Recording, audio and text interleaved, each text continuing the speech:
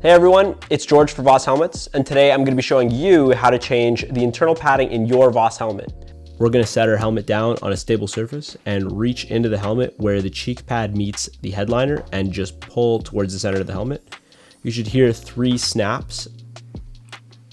Then we can pull the rest of the cheek pad out, and we'll repeat on the other side. There are 3 snap clips, so you'll be able to hear all of them. They should come up pretty easily, and you can remove the cheek pad, set it off to the side. Next, we're going to reach through the viewport to the back of the helmet, and you're going to pull on the bottom of the liner, and it should snap up pretty easily. Next, we're going to grab the headliner from underneath and pull it towards the center of the helmet.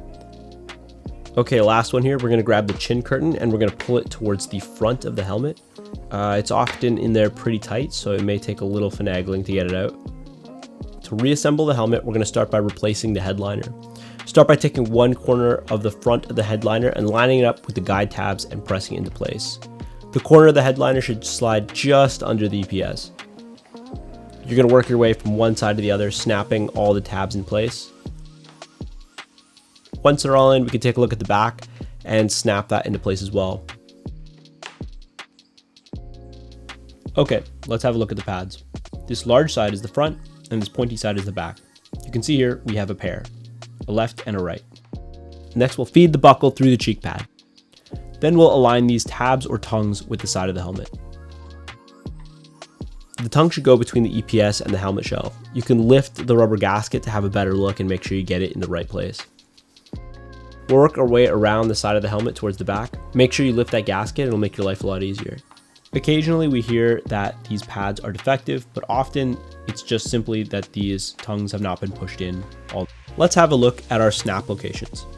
We can see one behind the ear, one by the temple, and one on the cheek. Okay, let's secure our first cheek pad. We'll find that first snap, then we'll do the temple, and finally the cheek.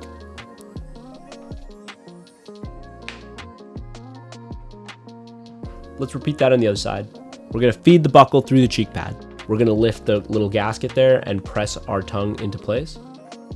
We're going to snap the liner in behind the ear, the temple, and then the cheek pad.